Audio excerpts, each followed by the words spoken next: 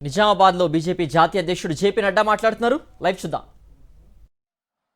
एक ही काम किया और वह काम था परिवारवाद को आगे बढ़ाना और दूसरा काम भ्रष्टाचार करना, कुशासन। कोई एडमिनिस्ट्रेशन नाम की चीज नहीं। अपने परिवार के साथ साथ रिश्तेदारों को बढ़ाना, यही उसका उद्देश्य रहा।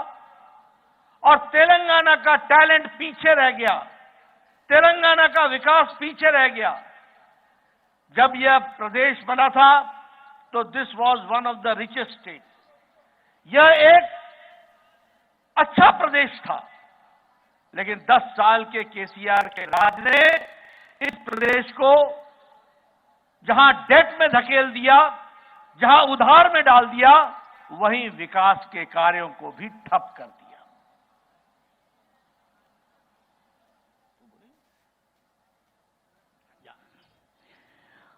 జిల్లా అధ్యక్షుడు బస్వాడి లక్ష్మీ నరసయ్య గారికి, ధన్పాల్ గుప్తా గారికి, గ్రామీణ నిజామాబాద్ అభ్యర్థి అయినటువంటి దినేష్ కులాచారి గారికి, మిగతా అందరికీ అవసరం లేదు.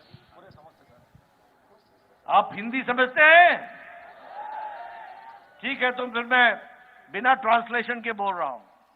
मित्रों, जब मैं परिवारवाद की बात बोलता हूं तो मैं ये भी आपको बताना चाहता हूं कि सिर्फ केसीआर का सवाल नहीं है।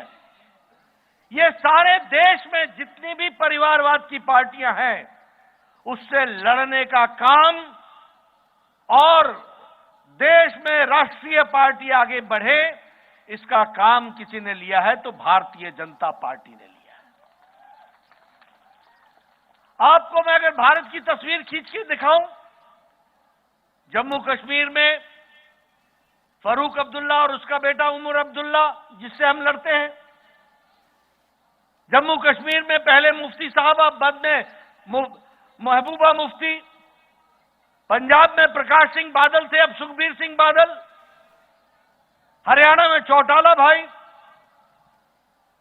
उत्तर प्रदेश में हमारी लड़ाई समाजवादी पार्टी की, जिसके नेता मुलायम रहे, बाद में अखिलेश और डिंपल। बिहार में हम लड़ते हैं तो लालू से, लालू के बाद राबड़ी, राबड़ी के बाद तेजस्वी, तेजस्वी के बाद तेज प्रताप। बंगाल में हमारी लड़ाई होती है तो वह भी ममता और उसका भतीजा। और आंध्र में भी जब लड़ाई होती है तो पहले वाईएसआर, अब जगन मोहन रेड्डी। तमिलनाडु में भी उदयनिधि, पहले करुणानिधि, स्टालिन, उदयनिधि स्टालिन। और यहां भी केसीआर, केटीआर, कविता, उसका बेटा, यही परिवार है और कुछ नहीं है। यह भी हमको समझना चाहिए। इसलिए परिवारवाद के खिलाफ यह लड़ाई भारतीय जनता पार्टी लड़ती है और आगे बढ़ने की दृष्टि से आप लोगों का विकास हो, सबका साथ, सबका विकास, सबका विश्वास, सबका प्रयास, इस बात को हम आगे बढ़ाने के लिए चले हैं। मुझे यहां यह भी कहना है कि जो प्रधानमंत्री जी पैसा भेजते हैं, वह पैसा धरती पर यहां तेलंगाना में केसीआर की भ्रष्टाचारी सरकार नहीं लगाती है। और इसीलिए इस सरकार को बदल डालना है और यहां कमल खिलाना है और कमल को खिला करके आगे बढ़ाना है। मित्रों, आज आपको जान करके आश्चर्य भी होगा कि हाईएस्ट इन्फ्लेशन, सबसे ज्यादा महंगाई अगर है तो वो तेलंगाना में है।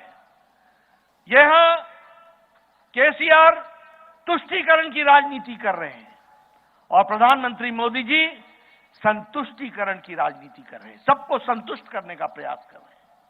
जब मैं तुष्टीकरण की राजनीति बोलता हूं तो मेरा मतलब उस बात से निकलता है कि गलत तरीके से, अनकॉन्स्टिट्यूशनल तरीके से, असंवैधानिक तरीके से